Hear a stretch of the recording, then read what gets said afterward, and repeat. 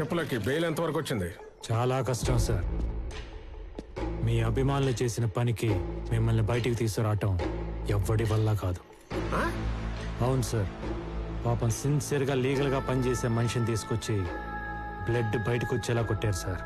ఆ కొడితే కొడితే ఏంటా, నేను మీ మనిషిని కాబట్టి మీరు ఇచ్చిన డబ్బులు తీసుకుని గమ్మునుంటా.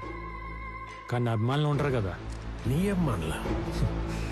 అవును సార్, మీ రేంజ్కి మీకే అభిమానులు ఉంటే మరి నాకు ఉంటారు కదా.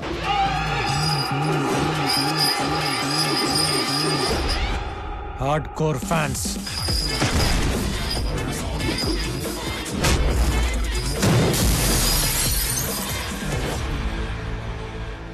మిమ్మల్ని మీ వాళ్ళు ఎలా ఫాలో అవుతుంటారో మా వాళ్ళు కూడా మా నాన్న అలాగే అబ్జర్వ్ చేస్తూ ఉంటారు, సైలెంట్గా. మరి అంత ప్రేమున్న మా నాన్న తీసుకొచ్చి కొడితే చూస్తూ ఊరుకుంటారా చెప్పండి?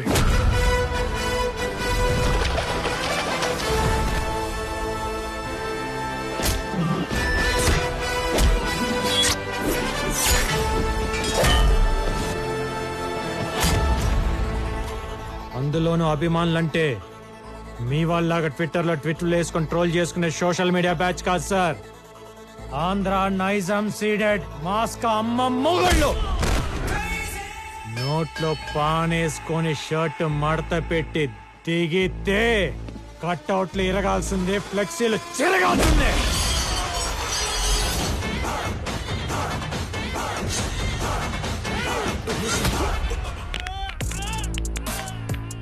అన్నట్టు మీకు చెప్పడం మర్చిపోయా, నా ఫ్యాన్స్ లో ఒక సైకో నా కొడుకున్నాడు. వాడికి మా నానంటే మరీ పిచ్చి. ఈ లచ్చిగాడి కత్తి పట్టుకొని మా నాన్న పడవటానికి వస్తే వాడిని కొట్టాడు చూడండి. మీరు అలాగే లైన్లో ఉండండి సార్, చెప్తా.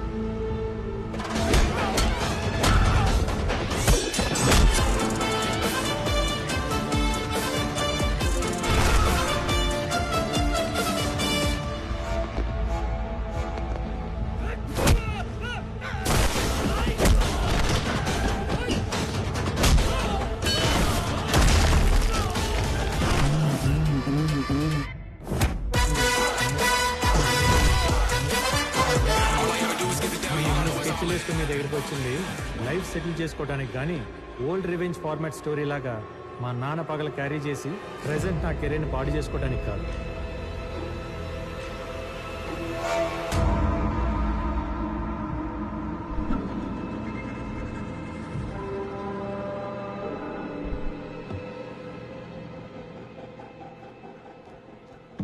ఏంటి అలా చూస్తున్నావు? వీడికి నాకు ఫ్లాష్ బ్యాక్లో ఫేస్ టు ఫేస్ ఇంత పరిచయం లేదు, ప్రెజెంట్లో పగ పుట్టించేంత గొడవలు లేవు. మరి ఇంత రివర్స్ అయ్యాడు ఏంటనా? మీకే కాదు, ఆయనకు కూడా సేమ్ ఫీలింగ్. కన్నా తండ్రి అని కూడా చూడకుండా కోర్టులో అందరి ముందు అవమానించి బయటికి తోసేసిన కమర్షియల్ నా కొడుకు ఒంట్లో ఫాదర్ అంటే ఇంత ప్రేమ ఉందా అని, వీటిలో ఇన్ని ఎమోషన్స్ ఉన్నాయా అని. కదనా? నీకు విషయం చెప్పనా, మీ అందరికంటే నాకే ఎమోషన్స్ ఎక్కువ. కానీ అవన్నీ బయటికి కనిపించకుండా పైకి పైసల్ క్యాండిడేట్లా కవర్ చేసుకుంటూ తిరుగుతుంది ఈ డే కోసమే. ఎందుకో చెప్పనా? ఒక 9 ఏళ్ల కుర్రాడికి వాడి తండ్రి తోడుగా నిలబడి వాడి ఫ్యూచర్ గైడ్ చేయాల్సిన టైంలో వాడి తండ్రిని 10 ఏళ్ల పాటు డిప్రెషన్లోకి పంపించి ఆ పిల్లాడి లైఫ్తో ఆడుకున్నందుకు.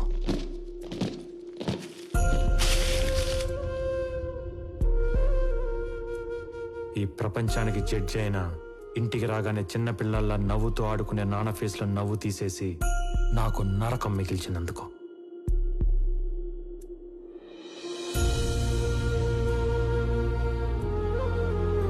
రోజు 10 మందికి న్యాయం చేసే మనిషిని కిరాణా షాప్ పెట్టుకొని సామాన్లు మోసుకునే పొజిషన్కి తీసుకొచ్చినందుకు.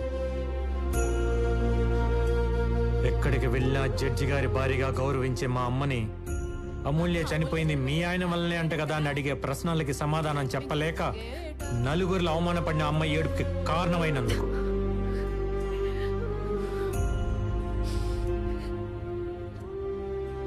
మర్చిపోలేని సంఘటనని పదే పదే గుర్తు చేసుకుంటూ దానికి కారణమైన నిన్ను ఏమీ చెయ్యలేక మత్తులో దాన్ని తుడిచేయాలని తాగుడికి బానిసై చెత్త కుప్ప పక్కన పడిపోతే అర్ధరాత్రి వెతుక్కుంటూ వెళ్ళి మా నాన్న చూడకూడన స్థితిలో చూసినప్పుడు నా గుండె ఎంత బద్దలైపోయి ఉంటుందో నీకు తెలుసా?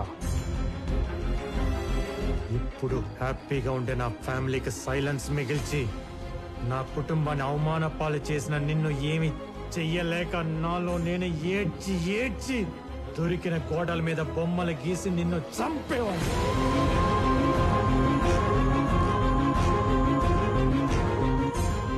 చిన్నతనం గురించి ఎవరికన్నా చెప్పాలంటే కన్నీళ్లు, నిద్రలేని రాత్రులు, ఈ చేత్తో గీసిన చెత్త గీతలు తప్ప ఇంకేం మిగలకుండా చేశావు. స్వీట్ మెమరీగా ఉండాల్సిన నా చైల్డ్హుడ్ని ఒక పెయిన్ఫుల్ ప్యాథటిక్ స్టోరీగా మార్చేశావు. అందుకే జడ్జి గారు అబ్బాయిగా పుట్టినందుకు చేతికి మట్టి అంటకుండా చంపుదాం అనుకున్నా. టైం కోసం వెయిట్ చేశా. शैला बानो వచ్చింది. अपॉर्चुनिटी फाड़. बोलिए बानो जी, क्या चाहिए आपको इस कमर्शियल आदमी से? मैंने अपने हस्बैंड को मार दिया. నీదే తప్పు లేకపోయినా చంపడం అనేది క్రైమే. దానికి ఎంతో కొంత శిక్ష అనేది ఉంటుంది. నీ కూతురుతో నువ్వు లైఫ్ లాంగ్ హ్యాపీగా ఉండేలా ప్లాన్ చేస్తావు. నేను చెప్పినట్టు చెప్పు.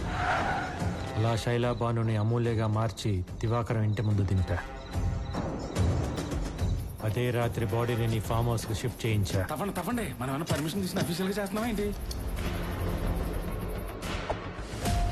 నీకున్న అమ్మాయిల పిచ్చికి దివాకరం దగ్గర ఉద్యోగం అడిగేలా చేసి నీ దగ్గరికి పంపించా. సార్ అమూల్య నీ చేతే పెళ్లి ప్రపోజల్ పెట్టించి నేను ఒప్పుకున్నాకే ఆ పెళ్లి జరిగేలా చేశా. కానీ ముందు అమ్మాయి కరెక్టో కాదో నేను చెక్ చేయాలి. కంగ్రాట్స్ సార్, నన్ను సెలెక్ట్ చేసిన మీ సెలెక్షన్ తప్పేలా అవుతుంది. మండపంలో ఇష్టం లేని పెళ్లి జరుగుతున్నట్టు మీడియా ముందు కలరింగ్ ఇప్పించా. ఫస్ట్ డే శోభనానికి రెడీ అయిన నిన్ను మా నాన్న వీడియో ప్లే చేయించి డైవర్ట్ చేశా. ఇంకేం కమ్ము అవుట్ అయిపోయింది అక్కడ.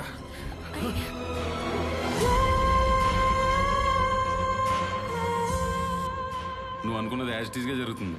2 minutes లో లైవ్ టెలికాస్ట్. ఈ ప్రమాణ స్వీకారాన్ని నీ పతనానికి ముహూర్తంగా పెట్టి ప్రపంచానికి నిన్ను ఒక హంతకులా పరిచయం చేసి నిన్ను పూర్తిగా కార్నర్ చేశా.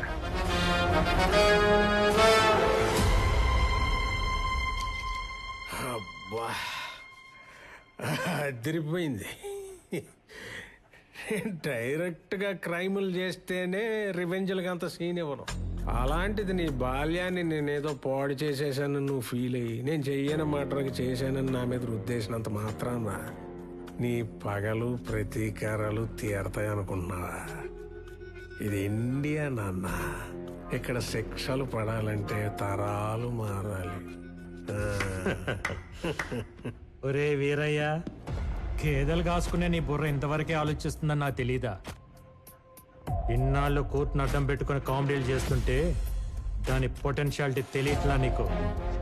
లాలో మెలకపడి మెడక బిగుసుకుంటే గిల్ల గిల్ల గిల్ల గిల్ల కొట్టుకోవాల్సింది ఎవడైనా.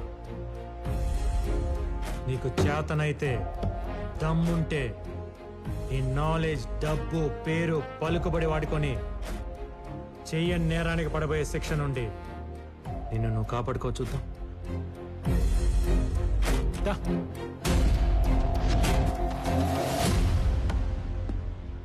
బాగుంది కదా? రెగ్యులర్ రివెంజ్ ఫార్మాట్ లో కొత్త లీగల్ పాయింట్. సమ్మగా ఉంది, మజా వస్తుంది. దా.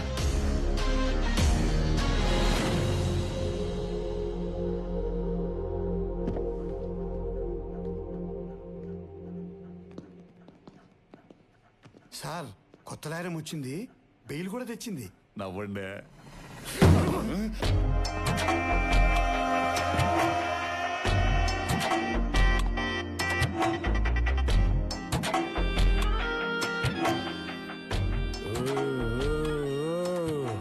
ఏందా సౌండ్? మడిసి అన్నాక కుసింత కళాపోసన ఉండాలని డాడీ అంటుండేవారు. లేకపోతే మడిసికి గుడ్డికి తేడా ఎటు ఉంటుందని. ఆయన అన్న ఆ మాటను పట్టుకుని కనపడిన దాన్నల్లా కళాపోషణ చేసి చేసి చివరికి ఒక ఆవిడ పెట్టిన కేసులో ఇరుక్కుని లాయర్ని కలవడానికి వచ్చినాం. ఇప్పుడు ఆవిడనే గెలిగితే ఇలా కూడా మిగలవు సామే. లాయరా?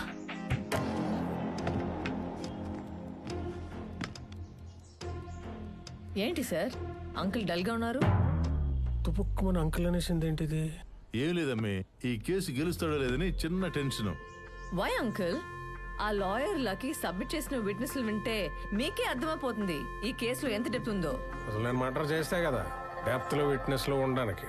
కానీ సబ్మిట్ చేశాడు కదా. మీ దగ్గర గిఫ్ట్ గా తీసుకున్న గోల్ఫ్ క్లబ్ తో శైలాబాను హస్బెండ్ ని మీరే కొట్టి చంపినట్టు అతని బ్లడ్ తో మేకప్ చేసి ఇంట్లో సేఫ్ గా దాచాడు. గాల్ఫ్ క్లబ్ ఉంటే గ్లవ్స్ కూడా ఉన్నాయి అంకుల్. మీరు లంచ్ చేశాక చేతులు తుడుచుకుని పారేసి టిష్యూస్ లాగా మర్డర్ అయ్యాక గ్లవ్స్ ని అక్కడే పాడేసినట్టు ప్రూఫ్ గా పెట్టాడు. పెట్టేస్తే నేను వెళ్ళినట్టు ఉండాలి కదా. దానికి మీ జుట్టు ఉంది కదా అంకుల్, మీ పెళ్లిలో కామెడీగా పీకిన హెయిర్ ని సైడ్ పాకెట్ లో భద్రంగా పెట్టుకుని డెడ్ బాడీ దగ్గర మీ DNA లాగా డ్రాప్ చేశాడు. చేస్తే అయిపోద్దా? అవ్వదని తెలిసే మీ దగ్గర లాగిన డైమండ్ రింగ్ ని ఆ శవాన్ని పూడ్చి పెడుతూ పారేసుకున్నట్టు పోలీసులకి దొరికేలాగా చేశాడు. అర్థం కాల. అది అర్థం కావడానికే మీడియాను కూడా లాగాడు. ఇదే ఆ శైలా బాను హౌస్. శైలా బాను వాళ్ళ ఆయన్ని వివేక్ ఎలా చంపాడు మీకు కళ్ళకు కట్టినట్టు నేను చూపిస్తా. Follow me. ఇలా సైలెంట్ గా శైలా బాను ఇంటికి వచ్చి సోఫాలో కూర్చున్న వాళ్ళ ఆయన్ని ఇదే గోల్ఫ్ క్లబ్ తో కొట్టి కొట్టి చంపాడు. ఇలా రక్తపు మడుగులో పడి ఉన్న వాడి శవం. ఎస్, నేనే చంపాను, నేనే చంపాను. చాలా అన్యాయం ఇది. ఇవన్నీ కనపడే విట్నెస్లు అయితే కనపడని ఎవిడెన్స్ ఎవరిదో తెలుసా? ఎవరు? అంజని ఏం చేశారు? కొంపతీసి ఆడంటావా ఏంటి? ఇప్పుడు వేసేసి పిల్లర్లో తోసేసా. ఇది ఎవరి వర్షను? వంశీదా, బాసుదా, లేదా అరవింద్ గారిదా? కాదు, నాది. రే అంజుబాబు, జాగ్రత్తగా బయలుదేరమ్మా. నేను ఫోన్ చేసి చెప్తేనే నా అభిమానులని సజీవ సమాధి చేశారు. నా దగ్గర ఇంకొక వర్షన్ ఉంది, డైరెక్టర్ది. మీరు చేసిన ఫోన్ కరెక్ట్, చెప్పిన మాటలు వాస్తవమే. కానీ అటేపు అంజని కొట్టి చంపలేదు. హలో సార్, వీడు పోయేలా ఉన్నాడు, ఒకసారి మాట్లాడండి. రే అంజుబాబు, జాగ్రత్తగా బయలుదేరమ్మా. నా ఖర్చులతో నా అభిమానుల సపోర్ట్ తీసుకొని నిన్ను సాగనంపుతున్నా. ఆ లక్కీకి మీరిచ్చిన విల్లాని, చెక్ ని క్యాష్ చేసి మీ అభిమానులకి పంచి కిడ్నాప్ అయిన క్యాండిడేట్ ని రాజాలాగా తీసుకెళ్లిపోయాడు.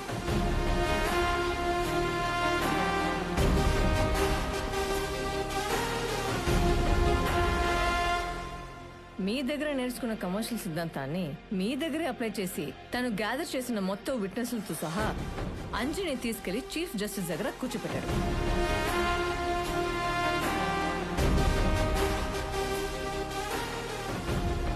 ఒక తండ్రిని గెలిపించడానికి కొడుకుగా ఇదంతా చేసిన ఒక లాయర్గా లాని కూడా గెలిపించడానికి ఏ లాయర్ కూడా మీ కేసు టేకప్ చేయకుండా ఈ రోజు బార్ కౌన్సిల్లో అతని స్టైల్లో రిక్వెస్ట్ చేశాడు.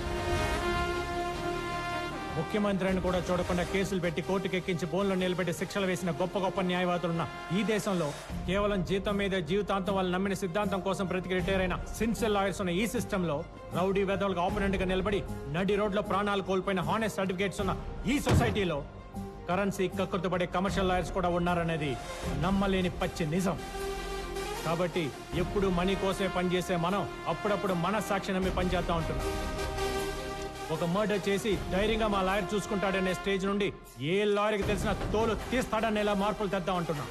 దానికి ఎగ్జాంపుల్ గా వివేక్ కేసును చూపిద్దాం అంటున్నాం. Politicians, business mans Indian judicial system ఒక ఫ్రేమ్ లో బంధించి ఆడిస్తున్న ఈ కమర్షియల్ గేమ్ ని ఇంతటితో ఆపుదాం అంటున్నాం.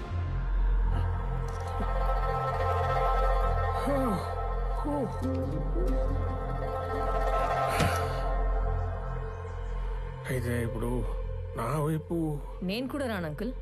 ఎందుకంటే మీరు వస్తూనే వంకరగా చూసిన చూపులకి నా వీపు హర్ట్ అయింది.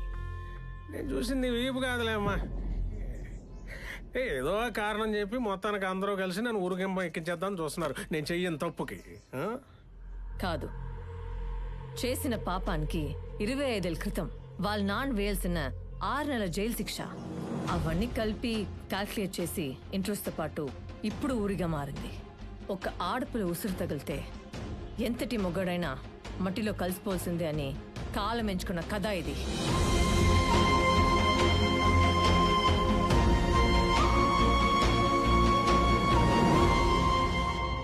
ఆడు చెప్పాల్సిన డైలాగ్ వెర్షన్ కూడా నువ్వే చెప్పేస్తున్నావు. బిగినింగ్ నుండి వీళ్ళను అని చివరికి సిస్టమ్ అంతా ఒక్కడి చేసి ఇప్పుడు ఆడి హీరో అయిపోదాం అనుకుంటే నేను చూస్తూ ఊరుకుంటానా?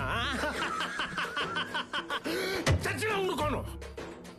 బయటకు వచ్చిన ఆడియన్స్ నా పేరు మాత్రమే చెప్పుకోవాలి. గ్రేట్ ఆంధ్ర, తెలుగు 360, తుపాకీ, తెలుగు 1, 2, 3, మిర్చి 9, ఐడిల్ బ్రెయిన్ అందరూ నా గురించి రివ్యూస్ రాసేలా చేస్తా. అంకుల్ అంకుల్ అంకుల్ అంకుల్ ఏదో ఒకసారి మావయ్య అనమ్మా. మావయ్య చాలు ఊరుకంబ ఎక్కేస్తాను.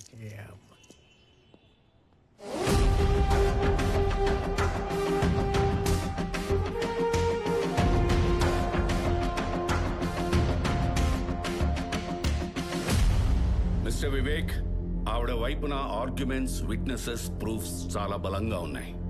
మీ తరఫున ఏమైనా ఆర్గ్యుమెంట్స్ ఉంటే please proceed with your lawyers. లాయర్లే ఉంటే నాకు ఈ ఆయాసం ఎందుకండి? అయినా మీరంతా కలిసి ఓ దేవుణ్ణి మంచోడని చెప్పాలా ఏంటి? మీరంతా జస్ట్ నేను సృష్టించిన సమస్త జీవకోటిలో చిన్న పురుగులు. ఇంతకాలం నేను దేవదూతనే అనుకున్నా, కానీ ఇప్పుడే తెలిసింది నేను డైరెక్ట్ గా దేవుణ్ణని, కారణ జన్ముణ్ణని. చూశారుగా నా వెనకాల ఎల్లో లైటు, ఆ ఆరా.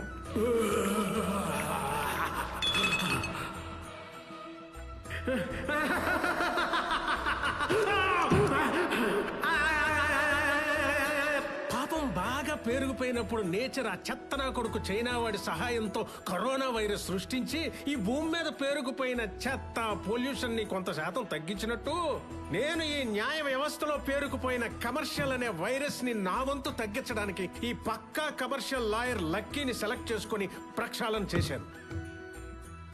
ఈ భూమి మీద నా అవతారాన్ని చాలించాల్సిన సమయం ఆసన్నమైంది. ఇక మీరు లేట్ చేయకుండా ఊరోగిరో వేసేసి నన్ను ఈ మానవ జన్మ నుంచి విముక్తి చేసేయండి. సాక్ష్యాధారాలన్నీ పరిశీలించిన తర్వాత అయ్యా సుబలాక్ సుధాకర్ గారు, మీరు ఆ తీర్పు చదివి ఈ దేవుడికి శిక్ష వేసి పాపాన్ని మూటగట్టుకోకండి. నా ప్రాణాలు తీసే పత్రాన్ని నేనే చదువుకుంటా. దాంతో పరిసమాప్తం. కానివ్వండి. సర్వే జనా సుఖినో భవంతు. నేనొక్కనే తప్ప.